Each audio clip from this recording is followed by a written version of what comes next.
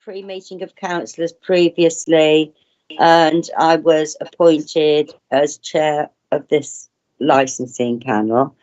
We're here to discuss the Platinum restaurant.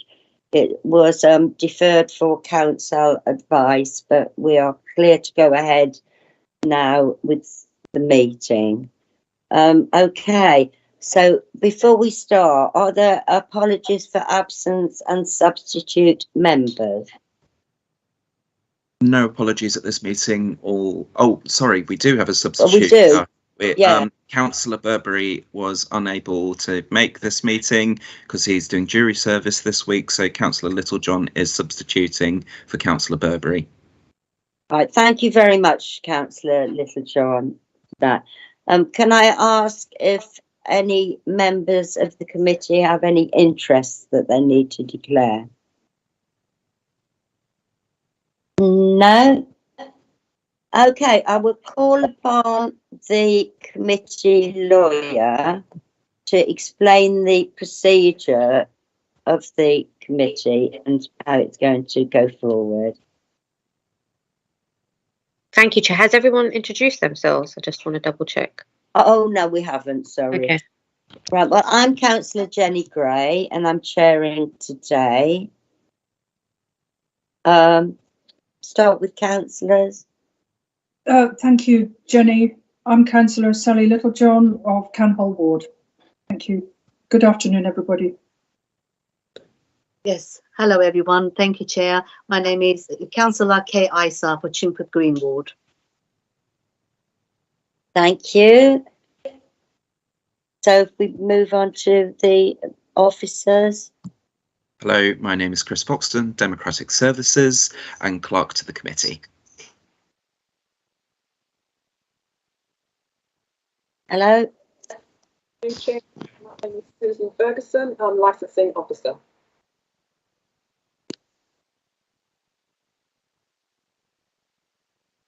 Tonya. Hello, everybody. My name's Donya, solicitor, advising the chair today. Thank you. Thank you. Sorry, advising the committee today, not the chair. Sorry. Yeah. Jennifer. Hi there, I'm Jennifer Richards. I'm a Democratic Services Officer. Thank you. Nikki?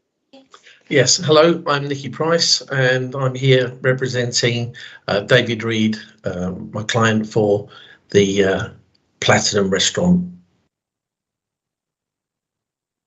Okay, thank you. Right, I'm not sure whether anybody else is due to speak, but we've got Katie and Matthew and Ian.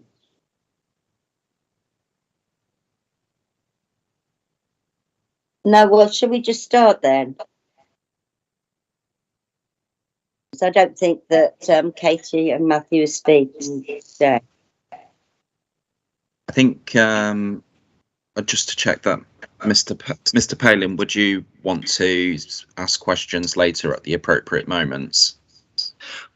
Yes, I've got a few questions, so if they don't get answered, then I will ask them later. Is that the same with Mr. Mullaney as well? Yes, that's the same for me. Brilliant, thank you.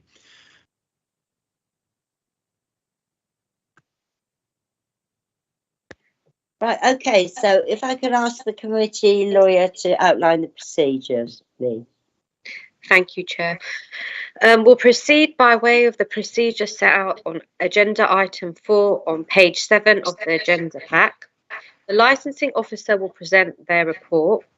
The chair will then call for all parties to present their case. We will begin with the applicant, and this will be followed by a question. There are no responsible authorities present at the hearing today, and this is because the licensing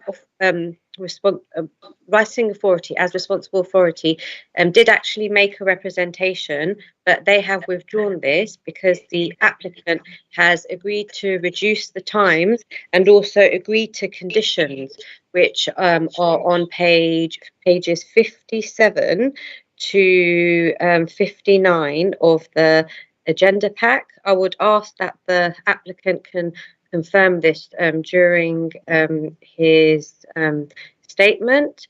There are several conditions in respect to proposed prevention of crime and disorder, prevention of public nuisance, and also the protection of children from harm. But the applicant can discuss this further during his statement.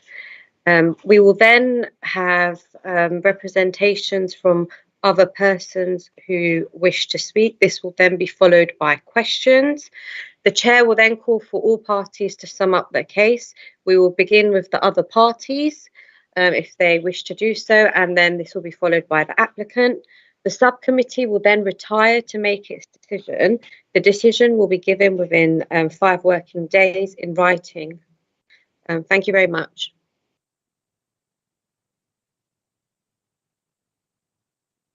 Sorry, Chair, I think you're muted. Right, sorry, I muted myself because I had so much feedback, but it seems to have disappeared now. I'd like to call on the licensing officer to present the report, please. Thank you, Chair. An application for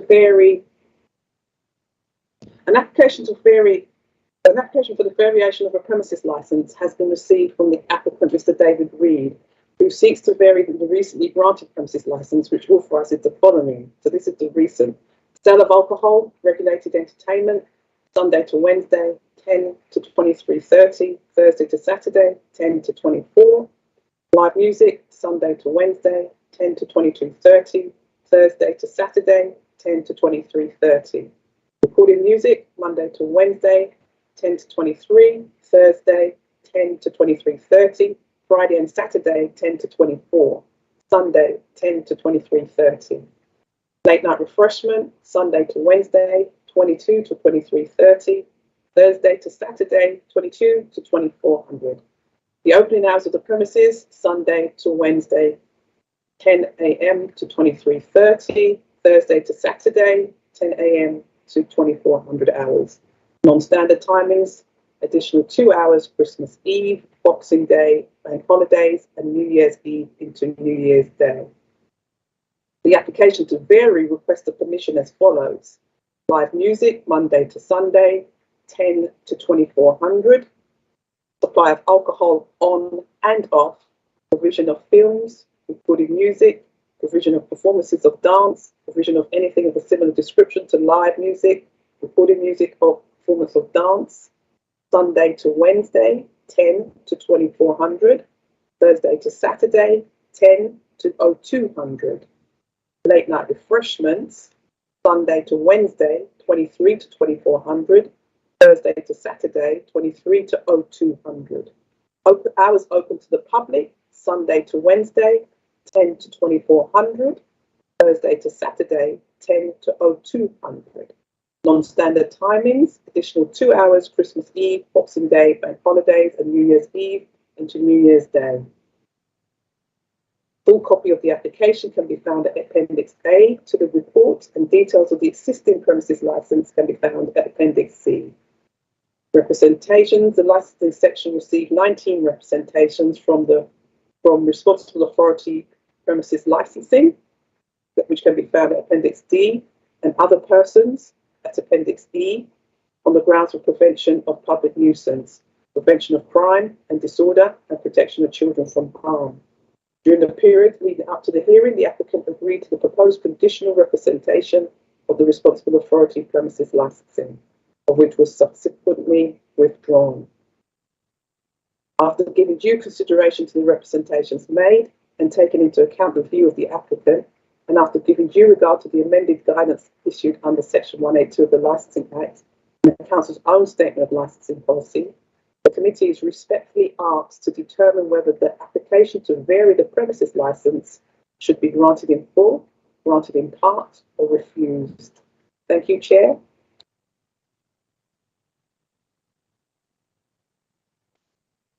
Thank you very much for that, Susan. Right, now we come to the part where all parties have time to present their case. Firstly, the applicant or their representative. Would that be you, Nikki? You're muted. And Nikki, you're muted. Okay, am I here now? Now, the funny Yeah. thing was, I wasn't muted, and all of a sudden, just as you spoke, it muted me. Oh dear. Anyhow, we're here now. Thank you, Chair and Committee, for allowing me the time to put forward my client's representation. My name is Nikki Price, and I represent my client David Reed in the matter of a variation of premises licence on the Platinum restaurant situated at 362 Forest Road, Waltham Forest, London E17 5JF, as is required under the Licensing Act 2003. He is seeking to extend the hours of trade subject to the committee's approval, Sunday to Wednesday by half an hour until midnight, Thursday to remain until midnight, and Friday and Saturday by 2 hours until 2 a.m. I note all the representations the residents are expressing their fears and conclusions on what might occur should the application be extended. Occur should the application to extend the existing hours is granted, i.e. noise, drugs, antisocial behaviour, risk of harm to women and children, broken bottles, drunken behaviour and drinking of alcohol in the street, parking issues and the use of premises for off sales. So I will try to address each point. In December 2001, my client was granted by this authority a premises licence and has traded as a pop-up style community restaurant hub with a licence until 11:30 p.m. Sunday to Wednesday and Thursday to Saturday to 12 midnight since December 2021, with no complaints to ourselves or the council, and to the best of our knowledge, the neighbours seem unaware of our existence or any part that we have had in the vicinity during this time. This format was developed to cope with the effects of the COVID pandemic on both businesses and customers' confidence. Since December, my client has rationalised his trading times to suit the needs of his customers, and the purpose of this extension is so that we can be more flexible in his offerings. The restaurant holds 40 people seated. The community groups are encouraged to use the restaurant space for their lunch, afternoon and evening meetings and events and activities. On the matter of noise, the property was previously used as a recording studio and annexed for live music and is fully soundproofed to eliminate any noise emissions or the ingress of external sounds. An adjoining property is still used for this purpose. These sessions used to often run late into the night, but to the best of my knowledge, no complaints have been received in respect of any noise emissions or disturbance when the studio clients arrived or left the premises, often offloading and reloading heavy equipment. This has also been the case since the Platinum restaurant started trading in its licensed capacity. There are signs in multiple locations around the restaurant premises requesting patrons to be mindful of neighbours when leaving the building and not to linger in the vicinity.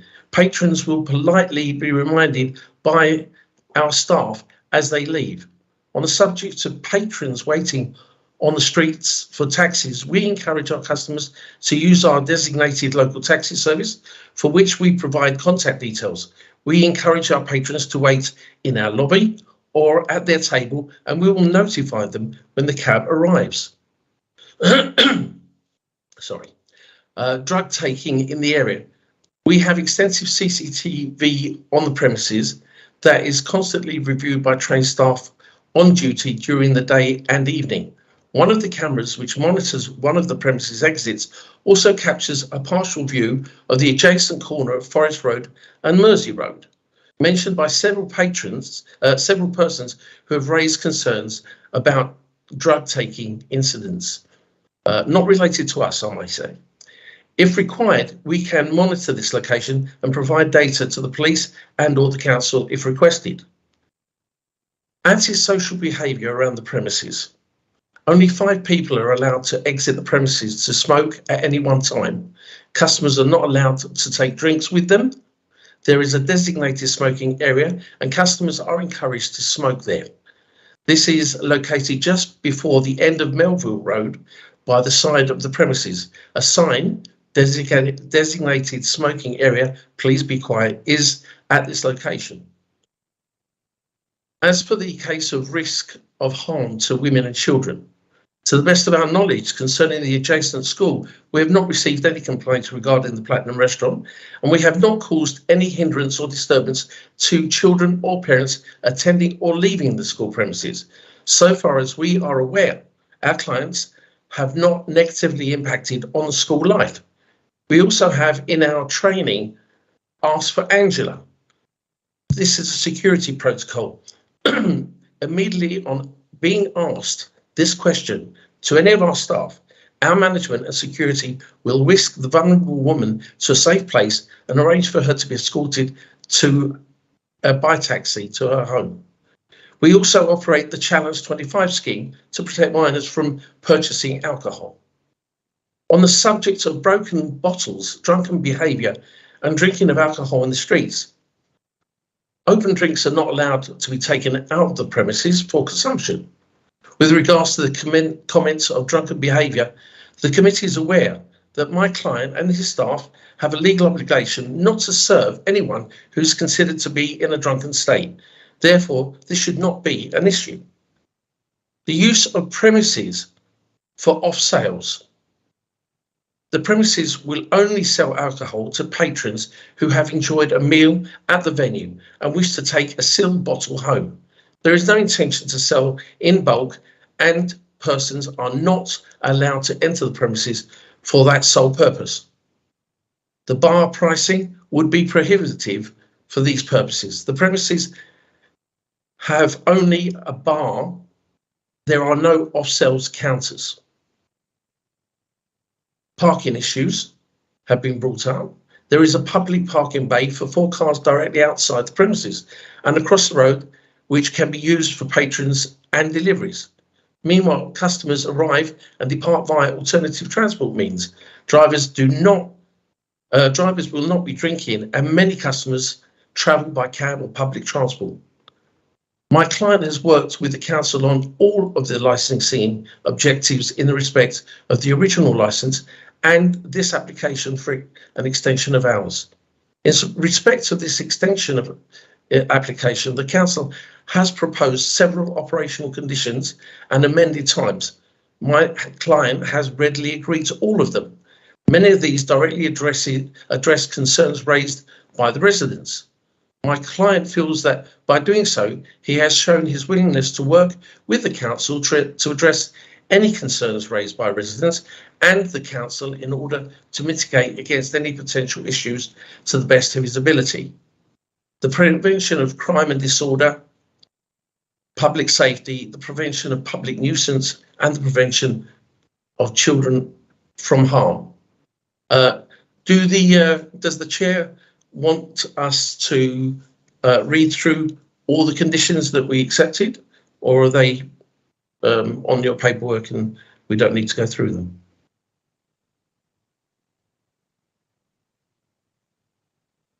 Okay, so finally, we have been inspected by the fire and police services and local authority. They have not flagged any concerns. No representations have been received from the police or fire services in respect of the original licence or this application. We received a minor concern by the local licensing officer and agreed conditions to abate these concerns. My client is a licence holder, DPS, and has previously operated several licenses. Sorry, Nikki, to interrupt you. I've just noticed that the chair is frozen out. That's probably why she didn't respond there. So I Okay. think we should probably just get her back in before you continue. All right. So if you just bear with me a second. I thought it was strange that no one answered me back, and I just carried on. Apologies for that. No, Well, I was waiting for the chair.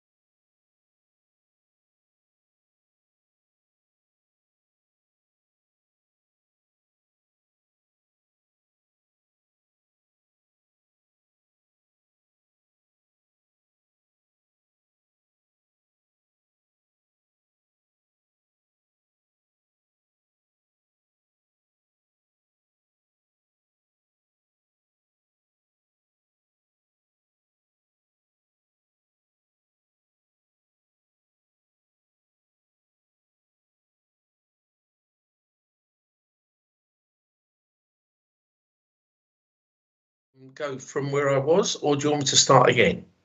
I think probably go from where you were. Okay. So I was concluding with my client. Yeah, is you the were talking about yeah. how your client had accepted all the conditions. Correct, yeah. My client is the licence holder and DPS and has previously operated several licensed establishments, which to the best of my knowledge, all have been run to a very high standard with no antisocial behaviour or the need for police in attendance. He has a lot of experience in dealing with the public and ensuring that all the licensing objectives are adhered to. My client has owned the Platinum Restaurant premises for some time and was the owner when the Albanian Zigzag Bar mentioned in several of the objections received was open. He notes that in his opinion, it was not an inclusive venue, but more of a front for nefarious activities. The Platinum Restaurant is far from this. The aim is to operate a much needed community restaurant hub with good management in place for activities such as the current activities of live music choir practice with food organised by the restaurant.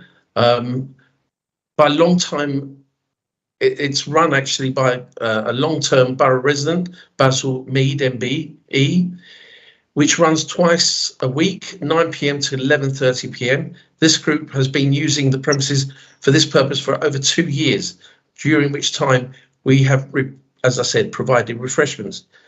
In our experience, antisocial people do not like CCTV security and bright lights or decent people around them. In summary, our client has met and adhered to his licence and conditions over the last 6 months. All the objectives have been adhered to and have not impacted on the local community. The fears of the objectors are for worst case scenario, and I feel my client has provided these to be unfounded. I would ask the committee to pass the variation so we may benefit the community with this unique restaurant. Thank you, Chair and Committee. I thank you very much for that, Nikki. Thank you. Right, okay. Now we move on to questions. So I'm first going to ask if the subcommittee have any questions. Kay. Thank you, Chair. Yes, we know the size of the restaurant. Oh, by the way, thank you for the for your representation. It's also answered many of my questions that I was going to ask, so I'm going to narrow it down. How many staff does your client have working in the restaurant? Are they from morning to the closing time, or it varies on what sort of event is happening. We normally try to run a buffet. We have normally at least one waiter. We have between 2 and 3 in the kitchen, one barman, and when needed, one security. Of course, if we feel it's going to be busier, then the weight on staff will increase, and that could be up to 5. Right. Okay. That's good. My concern was if there was any problems, any fights or anything, how many people, how many security and how many staff will be able to deal with the situation. So, yes. Okay, well, thank you very much. I don't have any, as I said, it's been answered, my other questions. So thank you, Chair. That's all. Thank you very much. Jenny, you're muted. Right, Councillor Littlejohn.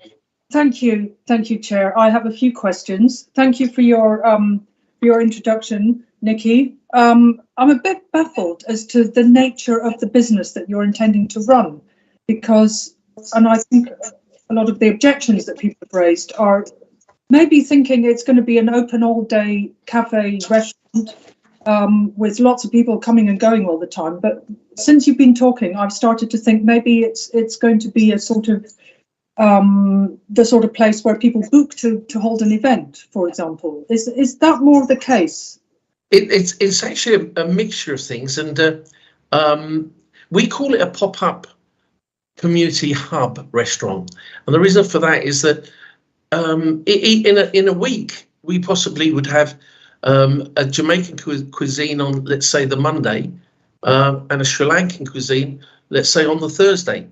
So it changes to suit who we're expecting for that particular part of our business.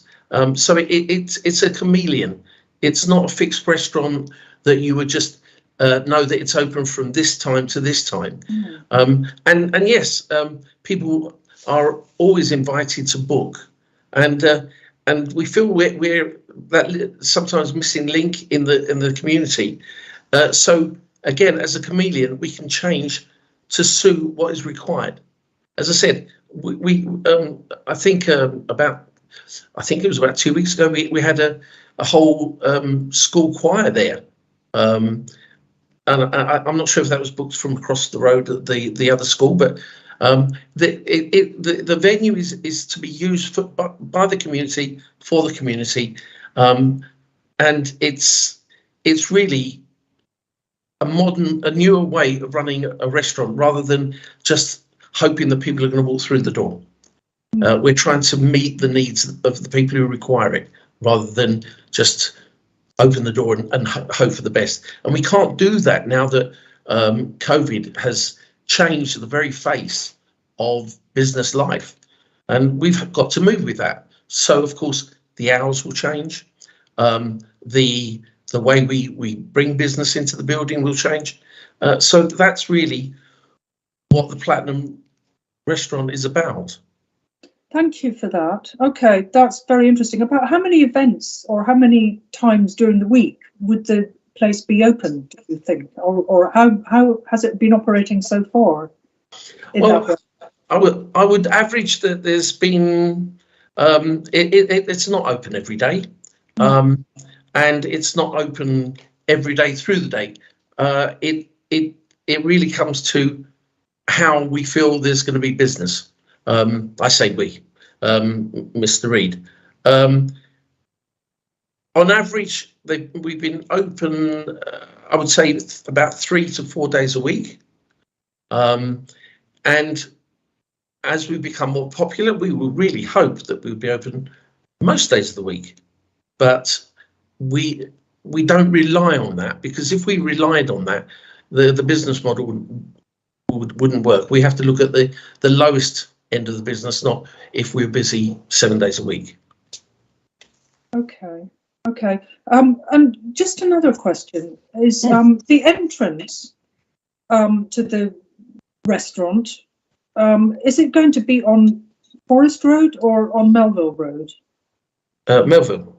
Okay, it is on Melville. And is it the place that's currently a little takeaway, a little there is old takeaway business at the moment? Correct. There was a takeaway restaurant that used our kitchen, our main kitchen. Since we've opened up the Platinum Restaurant, we have allocated a new space, and the new kitchen has been installed. And it's actually, if you look at it directly, the front door is to the left, the kitchen is in the middle, and then the exit door is to the right. And of course, we take the whole of the rest of the space. Okay. Does that help? It does help. Yes. What I'm really interested in is what kind of a business it is, because it seems it's not your standard high street little restaurant, basically. That's open late to maximise, potential customers. So, what advantage do you see in having your opening hours to 2 a.m. on Thursdays to Saturdays, as opposed to what it is at the moment? We've had clientele who are celebrating events like birthdays and anniversaries, etc., and they always want that extra time. We've found that even if we're catering for a certain part of the community, they come out later, so they want to graze later, and And so we're trying to be as flexible as we can be to accommodate the different situations that have been arising over the last 6 months that we've traded. Okay, thank you for that. Yeah, that's my questions, Chair. Thank you. Right, thanks very much. The other two councillors have asked the same questions I was going to ask. I mean, I have read all the representations, and I'm aware that Melville Road is a residential area. And I was going to ask too, why is there a need for a community hub to remain open till 2 a.m? Because I think that some of the representations do highlight the concern that in a residential area, which you've said your entrance and exit are in, there are concerns about 2 a.m. closure or being open until 2 a.m. And I've never heard of a community hub being open that late. Well, as I said, it's for us, it's a new concept. I hope it's something that will take off in more areas where it's very difficult, because I don't want to fall in the trap of it sounding like something it isn't. It really is a place where, if let's say we have a strong Sri Lankan community that uses the premises, and they come in and they cook the food. We allow them to control the kitchen, and they have a buffet that goes on for so many hours, and it suits them. And you must remember that there's a lot of the community that works in antisocial hours, and it's difficult for them to be able to have a social life within the confines of normal trading. So when a restaurant opens up at 6 o'clock and closes at 11:30, they're not able to go to that. So we have to try to be a bit more flexible in offering times that suit those people.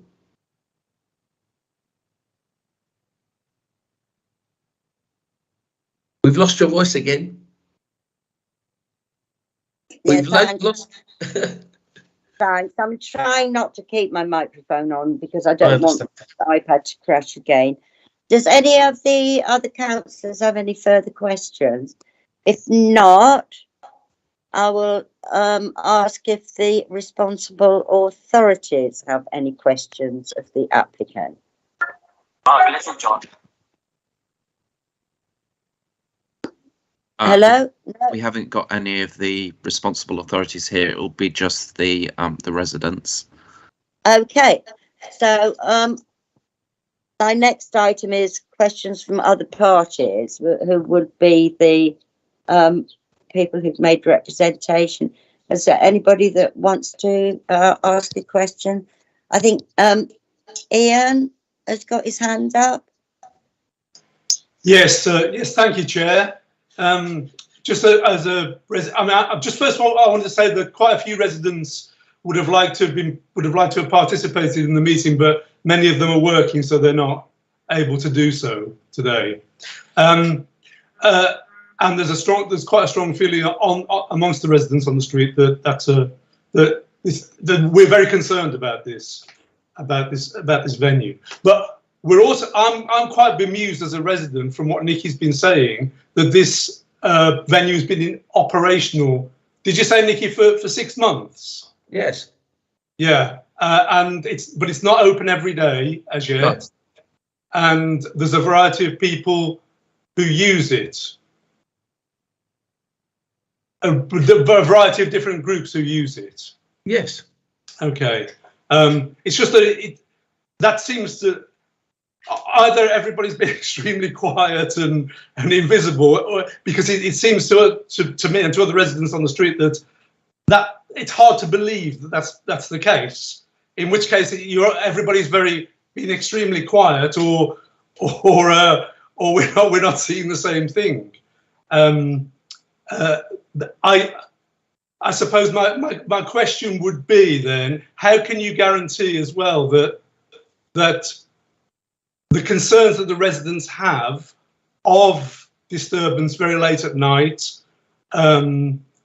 potentially, and of all the things that the residents have raised not coming to pass in the future because of maybe the venue will have the same, will have the new hours allowed, but it may be that the situation will change and there will be disturbance, that there will be problems as a result of these extended hours. I mean, there are houses literally meters away from this venue. Sorry, that's a long question. I apologise. Yeah, no, it's fine. And I understand your concerns. Mr. Reid also understands your concerns and has never. I mean, he's had the property now for in excess of 2 years. And it was used as a recording studio or an annex of the studio. So the premises have been there for a long time working. And in the last 6 months, we've held events there, and by you saying that you don't even realise we're there, I mean that's a testament to the business. You must also understand, we are talking about a venue that holds quite a small amount of people. Even if it was full, it would really be probably only maybe a maximum of 10 cars would attend. If you look at 40 customers, and let's say that they've turned up all of them in a car, there would probably be 4 people per car. So you can see that you've probably not noticed very much, because we really don't impact in the area that much. Even when we've had the school choir, where we've had children and parents there, you say you haven't noticed, and that's in the middle of the day, or should I say early evening. So I mean, yes, things could change. There is no guarantees. The only guarantee I can say is that you have our number, you have Mr. Reid's telephone number, you have a way of contacting him, and if you don't have redress from Mr. Reid, then you can go back to the council and put your objections in, and the licence can be revoked. I mean, we feel that we just need to be given a chance to show what we can do for the area, for the business, for the community. And if there are problems, I'm sure the council would come very quickly to your defence and shut down anything that was untoward. Well, thanks for that response, Nicky. I just kind of wanted to ask about, I suppose it's reiterating what councillors have asked as well, which is why there's a need then to expand the hours till 2 a.m. in the morning, 3 days a week, until midnight, to midnight for the remaining 4 days a week, every single day of the year, in a residential street opposite what is a nursery school. Right. Okay. So, firstly, because of consultation with the council, we actually changed. We agreed to change the time. Yes. So it's now Sunday to Thursday till midnight, and it's only Friday and Saturday that we look to go to 2 o'clock. So again, we don't envisage us being open every night till any of those maximum times. It's purely to have the flexibility to be able to accommodate the clientele that require that. So will we be open every Friday and Saturday till 2 o'clock? That would be wonderful, but I don't think that will happen, because it just the nature of the business. I don't think we would attract that sort of business every weekend. I can't guarantee any of these things. We have the flexibility is what we're asking for, not the fact that we will every night go till midnight and every night go till. I mean, we don't do it now. Many a time we are closed by 10 o'clock, but then we get as an example, we had a 60th birthday party. I think it was about 4 weeks ago, and they went till 12 o'clock. So things change, and we just need to make sure that we have that.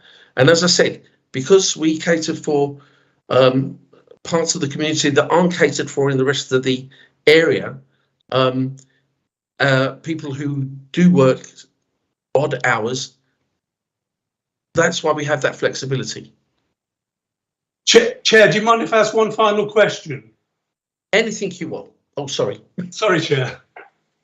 Yeah, if you could, just one more, because Yeah, sorry, I know. It's been waiting very patiently. Yeah, I know. I'm sorry. It's just that I know there's quite a few residents who'd like to be here and want me to ask questions on their behalf as well. Just to clarity, because there's no sign, as far as I'm aware, saying there's a Platinum restaurant on Melville Road. There's no indication of that. Which exactly is the entrance for the Platinum restaurant? Because there's no sign for it, as far as I can see. It's that horrible black door adjacent to the new takeaway shutters. Do you know where I mean now? Looking from the school on the opposite side. Yes. Is it the door? Is it the door on the far right, on the right hand side? Okay, you've got 2 rows of shutters. The last row, which is closest to their homes, is an emergency exit only. So it's the black door. To the left of that is a window, and then you have the smoking area. Okay. Thank you. Thank you, Chair. Can I just also say that there is a wonderful restaurant that's situated on the Finchley Road, and you really don't know it's there. You knock at the door, they let you in, you have a wonderful meal, and at the end of it, you're not given a bill, you pay what you feel the value of the meal. And very much we're like that. We're not open that you can, it's through word of mouth and through reputation. The people who come to us, they're invited in. So we don't put masses of signs. It's really, as I said, people who know of the venue, they come. We promote it through, social media, through the community. We don't need to make lots of noise about what we are. We're not trying to attract people in that way. It's an upside down way of doing business, I know. Okay, if I could ask Matthew, who's been waiting. Hi, you're right. I wasn't being impatient. I just accidentally put my hand up twice. I wasn't sure how that happened, but No, I didn't think you were being impatient. You've been waiting for quite some time. So I just have a couple of questions for the things that Nikki mentioned earlier. You said that you've had pop-ups and all that sort of stuff, and you were open 3 or 4 times a week. But I work from home at least 2 days a week, and my partner works from home every day. And when I come home from work, I walk past there, so I go past it twice a day. Those shutters have never been open, except where I saw David sweeping up some dust outside. And you say you've been open for 6 months, but the conversion of that entrance was only finished a few months ago. I'll continue with what I'm going to say before you answer. You say it's used to be a recording studio, that's why there hasn't been any noise, but that is not true, because the space behind the offices of KP Building, which is what's there right now, was actually a yard for the hire shop.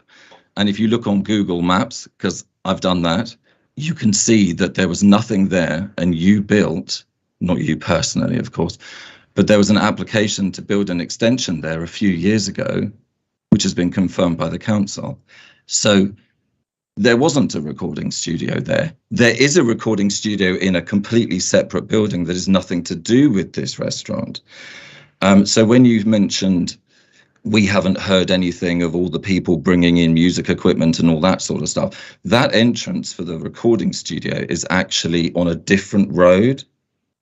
It's at the other side. So obviously residents on Melville and me being on Forest Road, we wouldn't have heard any of that because it's, 100 meters down the road.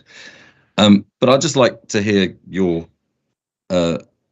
confirmation that you've been open 3 or 4 times a week with the shutters down, which is interesting. And that the statement you made about the fact that it used to be used as a recording studio. Okay, let me start with the recording studio part. Okay, I didn't say it was the recording studio. I said it was. Yes, you did. No, you didn't say that, actually. Sorry, I said annex of the studio. And if you go back on the record, you'll see that I said annex. The studio is in the adjacent building.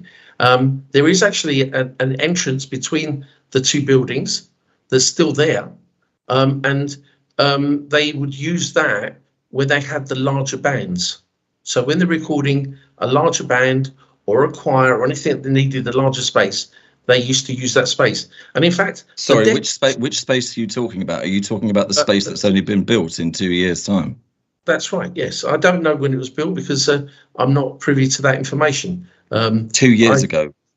Fine, and I accept that, and you know better than I do. I can only go by the information I'm given.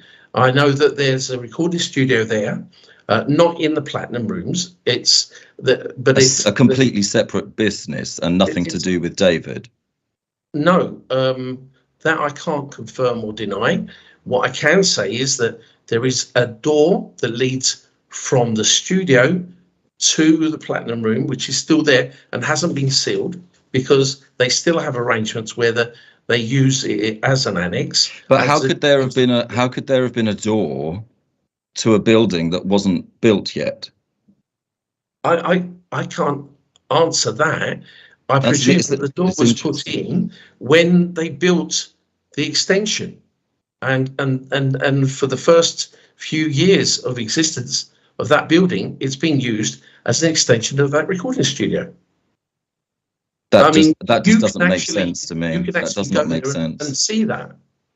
If you knock at the door and so the yard. So you're saying that there was, and it'll take you through. So there may well be a door now, but so you're saying that there was where the yard was, where the hire company kept all their hire tools. Yes. David built an extension on that space and then chose to build a door with a different company from the recording studio into his restaurant. I just don't understand. Okay, so when the premises was first built, and which premises are you talking about? The Platinum, as we know it now, the Platinum restaurant. Right. When that was first built, it wasn't built as a restaurant, and in fact, the decor still shows that it was a sound area. There are, if I'm not mistaken, and you must understand, I'm answering these questions from information I've been given. Yeah, I have never visited the premises. I've never been to the premises. Okay, but if you go there, you will find there is what they call a snake cable in the premises, and that cable is connected to the audio desk in the recording studio. Maybe that's to help with the parties that might happen there at some point, or the gatherings and the events. Maybe that's the music system that they're going to be using. No, I'm sorry. We're talking about microphone connections from the studio desk into the room. So does he own the recording studio business as well? Because I can't tell you that. No. All I know is that at one stage when that building was first built, the studio next door used that space as an extension to their business. Now, what relationship they have with Mr. Reed, I can't answer. I can't answer something I don't know. Right. I was told that this was used as a recording studio, and that's the information I've given you.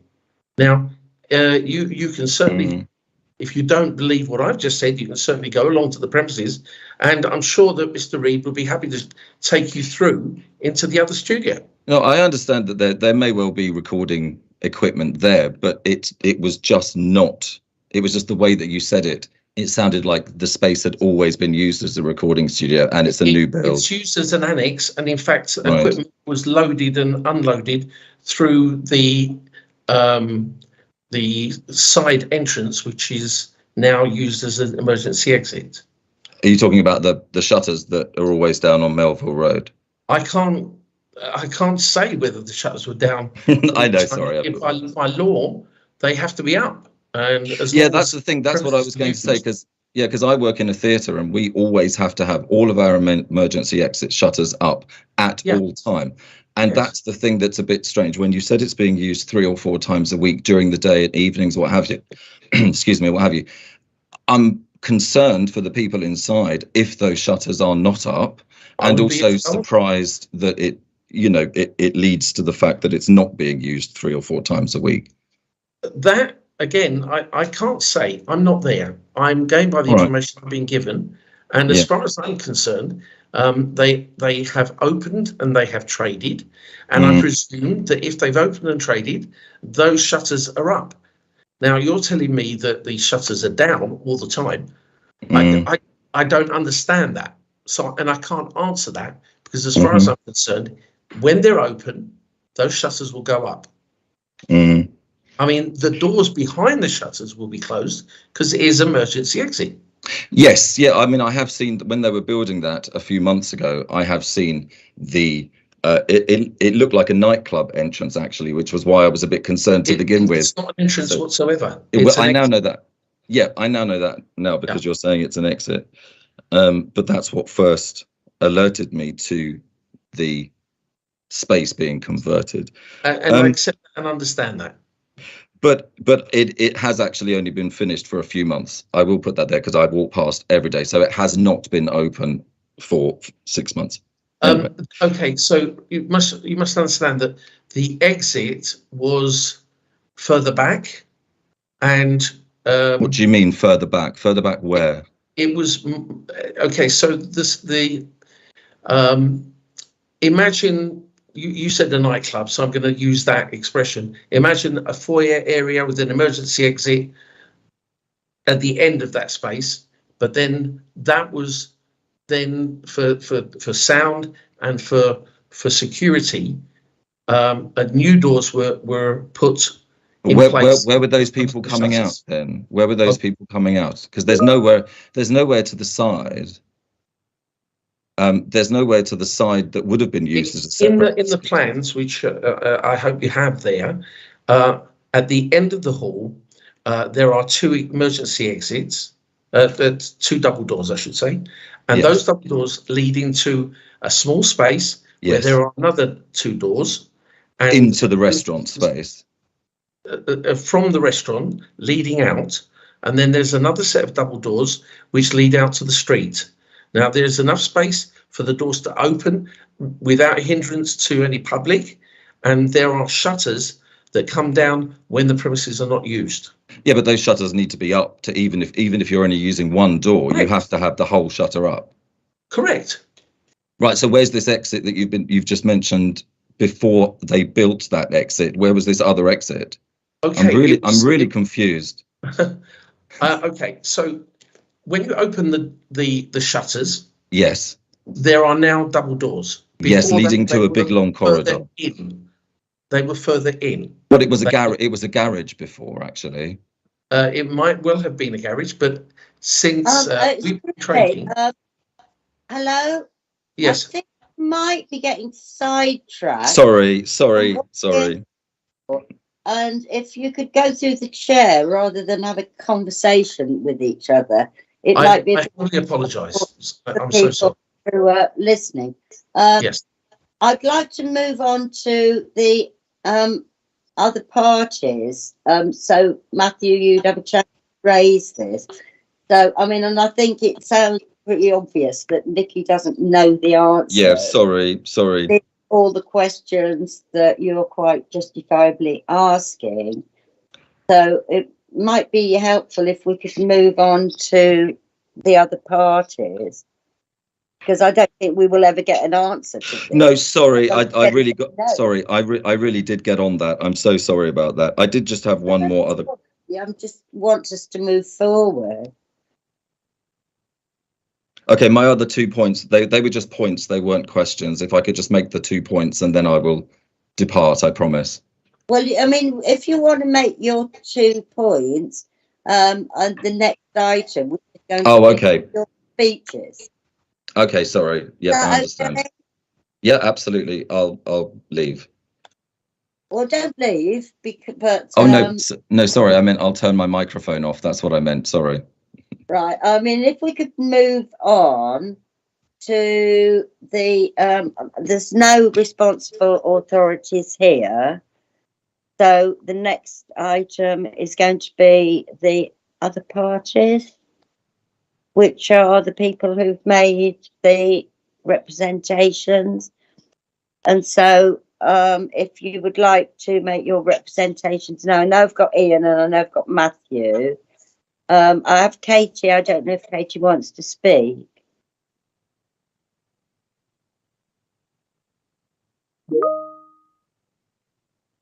I've just seen that she's put in her chat that she doesn't want to speak.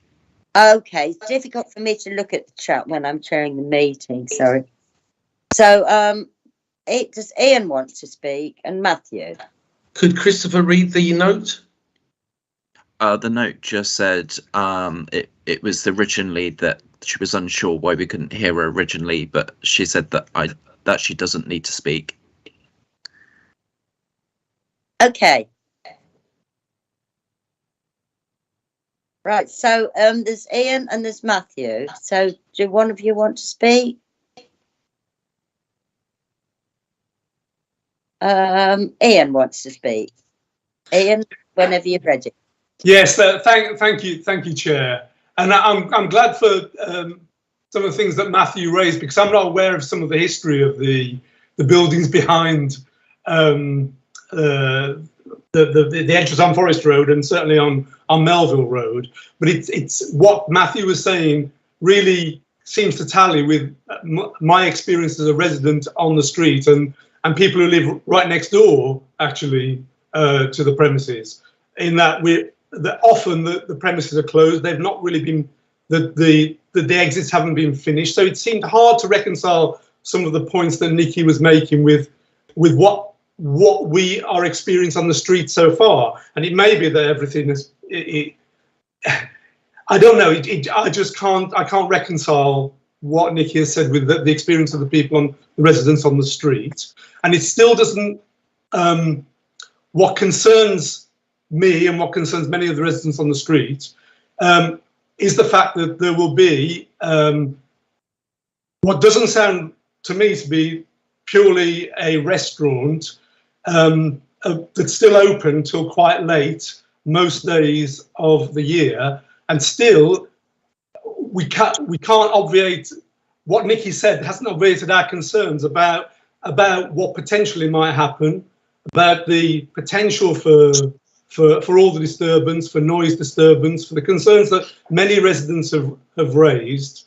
And those concerns, as far as I'm concerned, haven't been allayed by what Nikki has said today. I'm sorry, Nikki, but they just haven't. So that's all I'd like to say, actually, that I don't, that my concerns and our concerns as residents haven't, I don't think, been properly allayed by what Nikki said today. Thank you, Chair. Thank you very much, Ian. Matthew? Yeah, hi there. So, yeah, of course, sorry, I went off on a tangent. Well, I fixated on one thing. So, yeah, so obviously, I've lived here for 23 years and have experienced Zigzag being open, and the years of trouble that we had with trying to get the council to do something, because obviously it's very hard. Nikki mentioned earlier that all we have to do is just complain to the council and they'll be shut down. It doesn't happen like that. So we have to endure everything that we have to endure with antisocial behaviour. I won't go through the list because we all know what it is. Now, obviously that might not happen across the road, but the idea that it could happen is obviously, this fills me with anxiety that, you know, we could be woken up day in, day out. And it isn't really also just at 2 o'clock in the morning. At 9:30 at night, you have 5 people outside smoking, talking really loudly. Voices really carry. And it sounds a bit odd, but even if there's one person talking loudly across the other side of the road, I can hear them. So if there's 5 or more, you know, it's going to be really disturbing. And of course, there could be up to 100 people leaving at one point. I know you mentioned 40 capacity, but if the tables are moved to the side, you're talking probably 100 people that could be leaving at one point. So I'm just really concerned that, one, it's not being run as a proper restaurant. This wishy-washy sort of we're open, we're not open means you may not have proper staff that will have experience in controlling these people when they leave. And there's no social media, there's no website, there's nothing at all. It just seems such an odd business. And to try and use the community side of it feels and the COVID side of it feels a little bit of a, let's try and say all the right things to get what we want. So that I'm just a bit concerned, and that's it. I'm not sure how to answer that. I don't think you're called on to answer it yet, Nikki. Because it wasn't a question, it was a statement. Sorry, I apologise then. I won't answer it then. No, I mean, the next item is questions from the subcommittee members to the interested parties. So, Kay, Sally, does anybody have a question for the resident? Councillor Littlejohn. Thank you, Chair. I have questions of the residents, and it seems to me that the more we talk about this application, the more questions there are, because I'm now worried that exactly what is this license, what area, what actual buildings and what area is the license intending to cover. The recording studio issue seems to have just brought that into my mind, and I actually haven't seen a plan for this the space that the application is for. And I'm also very concerned that sorry, I'm supposed to be asking questions of the residents, so I will say I will ask of Matthew perhaps, or Ian perhaps. You mentioned you hadn't really heard anything about this business. Can I ask what you've seen and heard over the last, say, 6 months or, you know, because it does seem to be very odd that no one really knows what kind of a business it is and what exactly has been happening up to now and what is intended. So if you can just give us a picture of what you've observed at the business. Yes, Councillor, I can do that. What we've seen as residents is a kind of initially there was a takeaway business that set up there, I think, and we were a little confused about whether when there was the new application for the change of license was put up, we weren't sure whether that applied to this takeaway business. It was a bit unclear. Everything's been a bit confusing about this business. And then there's been some works done from what we could see in terms of the doorway adjacent to what was the takeout business. But I concur with what Matthew has said, which is that for most of the time in the past 6 months, that's either been under construction with lots of bits and pieces of machinery going in and out or being installed over this period of time. And a lot of the time those grills have been down, which is where I made my comments. I wanted to be polite at first because I couldn't work out how this was all happening when so little was apparent to residents on the streets. And in fact, the people who live next door at number I think it's number 3 or number 1 Melville Road said that they've not seen any of this either. They've not. I mean, I'm just saying that to you because I was talking to residents before, because most people can't come to this meeting. So I'm perplexed. I'm perplexed because there's no sign up for this restaurant. There's just no clarity about what it is. All we know is that there's been an application for an extension of licensing hours that we didn't even know it existed, to a premise that we didn't even know was there previously, and that those those times, I know that they've been changed recently, but still they're very broad and late, and they're in a residential street, in a pretty residential area, actually, not just the street, and none of those fears have been, as I've said, none of those fears have been allayed today, but that's what we've seen so far. I can't square up as my experience as a resident what Nikki said in terms of what's been happening.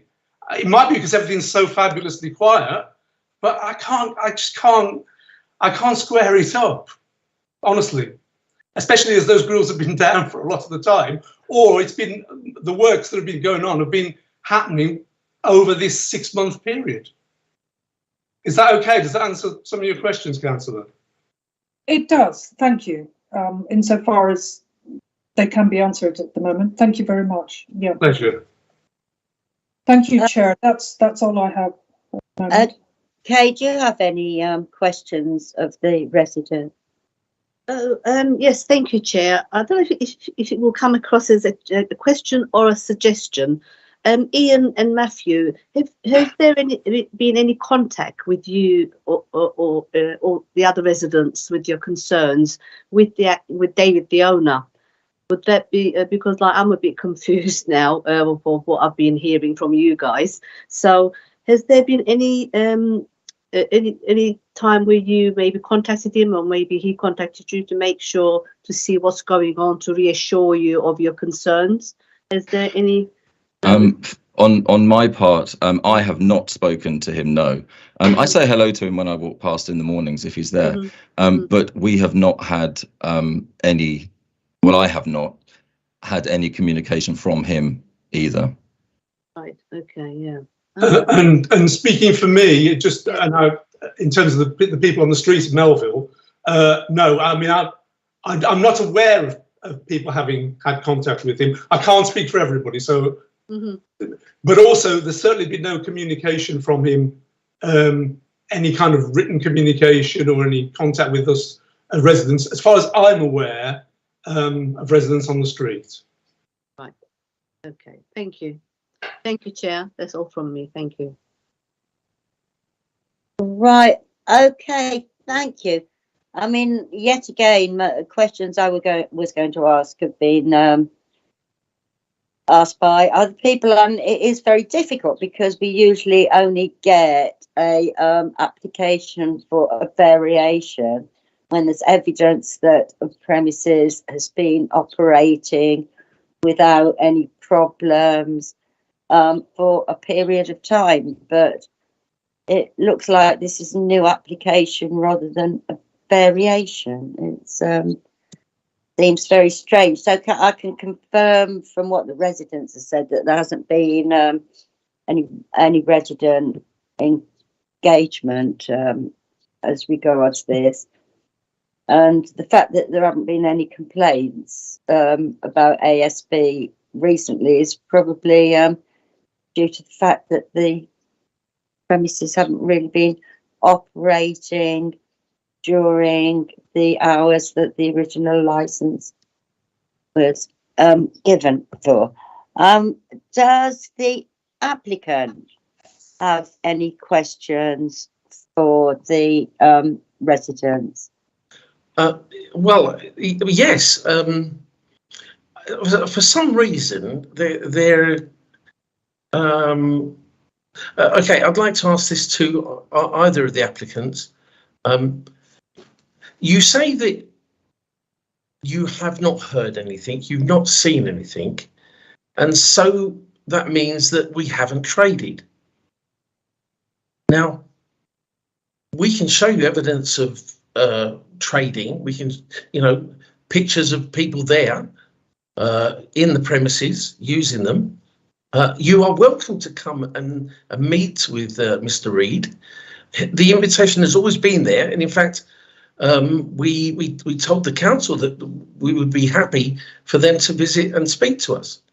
So that invitation was there, and our door is there. You've seen Mr. Reed. You could have quite happily given those concerns. So why haven't you? Can I ask? Sorry, Chair. Because this is a question and answer session.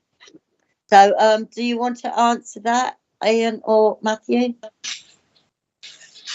I can answer from my perspective, which is that the reason I'm sounding bemused and still perplexed is that the first I knew that there were any kind of premises at all with a restaurant at all, apart from the takeout place that was just on the street there, was when the sign went up for, the official sign went up about the variation for the license, which is why I'm sounding bemused and perplexed, Nikki, because as I say, you've been amazingly quiet and managed to get, I just can't square it up. So that was and when that variation notice was placed on the door, which was by the takeaway place, that's when we became very concerned, because we thought, what's going on?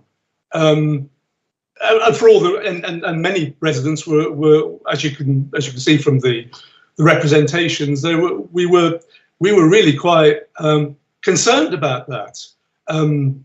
So as far as we're aware, there had been as far as we could see, certainly as far as I could see, there had been nothing was happening there. But we were concerned about what could happen there with this variation to hours, considering the position of the place, the venue. I have difficulty calling it just a restaurant, actually, because I don't know what it is anymore. But I do know that this would give the people who were running the venue a lot of time and space to trade or to have music, even with the amended hours. And as Matthew said, for many people, pretty much every day of the year, when there are... You haven't addressed the question, which was, yes, why, if you saw this, remember this is a variation application. The original application was made back in 2001. The signs were put up then. The notices were put into the council. Excuse me, who's speaking at the moment? Nikki Price. I don't think that I need you to be speaking at the moment, because the residents are supposed to be responding to your question. But he didn't respond to my question. A session for debate. You asked the question, why didn't you engage with the restaurant? So, I'm waiting for them to answer that. And then ask another question if you need to, but it's not a debate, it's questions. Chair, I apologise. Okay, so, I asked the question, then he gave me a speech, and I was asking him to get back to asking that question and answering that question, I should say. So I apologise. Okay. I've maybe exceeded my remit in this, but it was because I felt that all he was doing was giving a speech rather than answering the question, why didn't he engage with Mr. Reid? I suppose that the short answer is that I engaged with what was the official notice that came up on the side of the building through the official channel, which is what we all did. We didn't, and that's what we did. I mean, I suppose I was even surprised, as you said, that I didn't know there was this happened in 2001. I wasn't even living on the street in 2001. So we've engaged with the official process as a result of seeing. Sorry, I apologise. Sorry, I apologise. I'm just if I said 2001, it was an apology. 2021. My humblest apologies. Sorry. Yeah. Right. Okay. So, if Matthew, sorry, you wanted to ask. Just very quickly, I'll answer that. I'll answer Nikki's question directly. I didn't question him because you never know how people are going to react, to be honest with you. And, you know, it's not as if there was a premises there for us to just pop in and say, oh, I've heard that you're opening late. You know, it was literally a builder's merchant and now it's an office. And I do say hello to him. I say hello to everyone. So just to answer the question, I just didn't know how he was going to react if I said anything. So that was all. Okay. Right.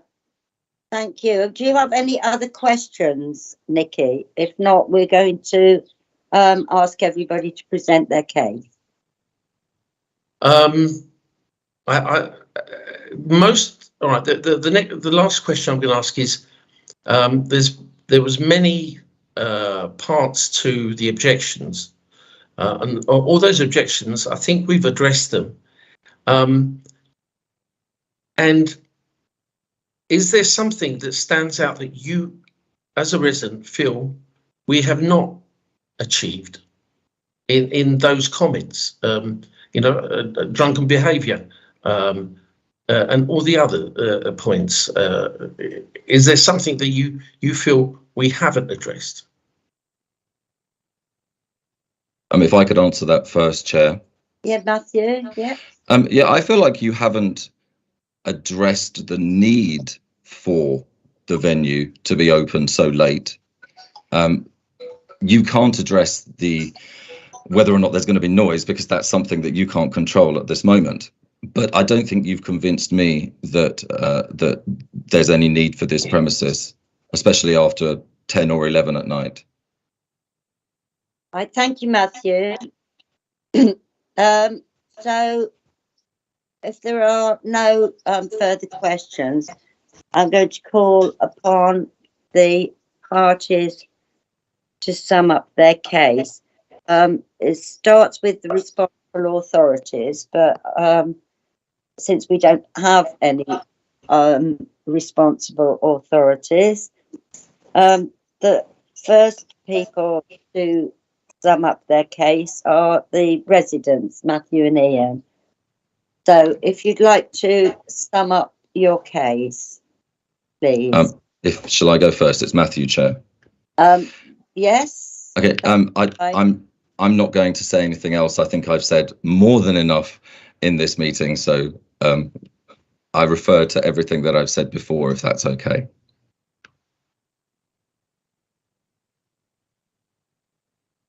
For me, Chair, I think I'd agree with what Matthew's just said in terms of, I think I've really expressed where I'm at in terms of resident and as a representative of some of the residents on Melville Road as well. So I don't need to add any more.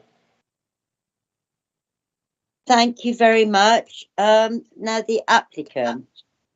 Well, the first point I wanted to make is I'm bemused. This is the first time I've ever come across where the residents are using a tactics of saying, well, you're not open, so how can you prove what you're doing? Which is what I seem to be getting. We have been open, we have traded, our doors have been up as far as I'm aware.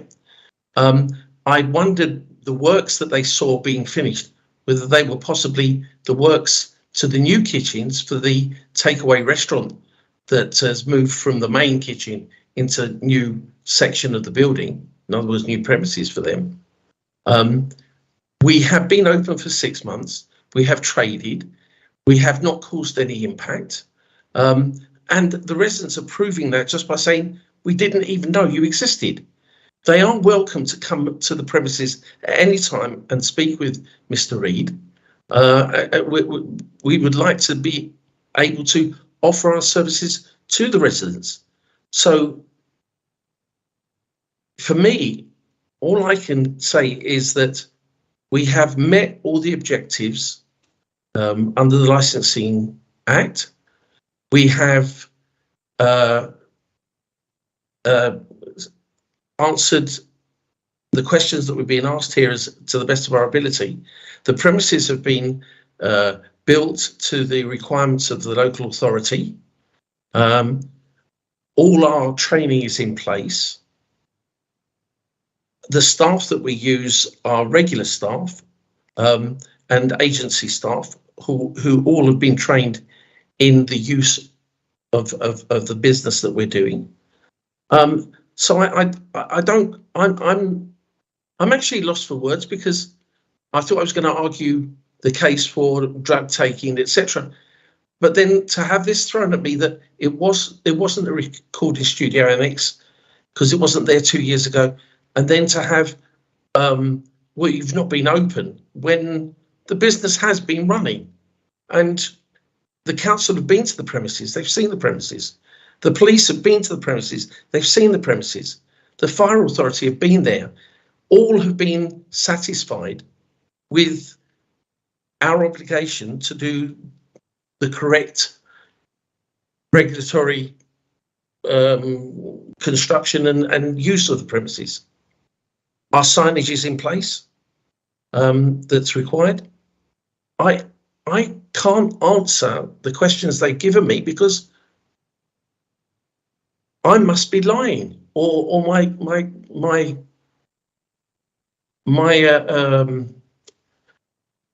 Mr. Reid must be lying in some way. Is that what they're telling us here?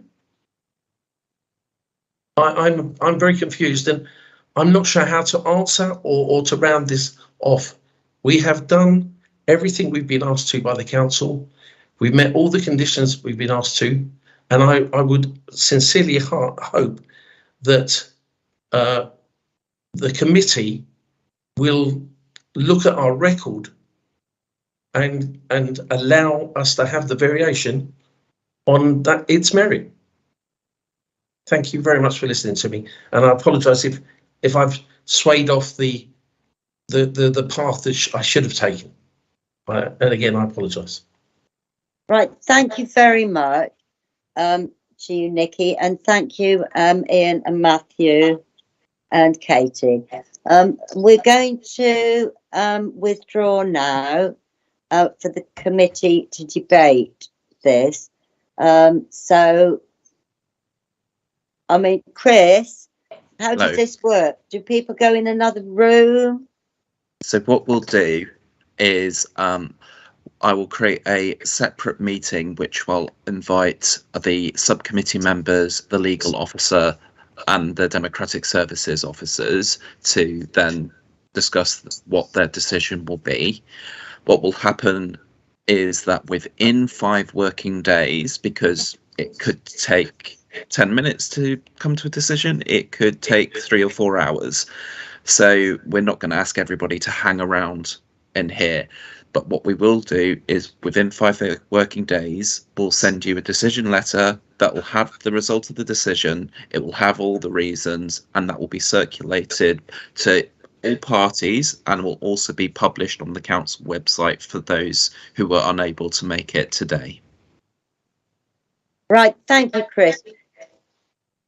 So to clarify, we need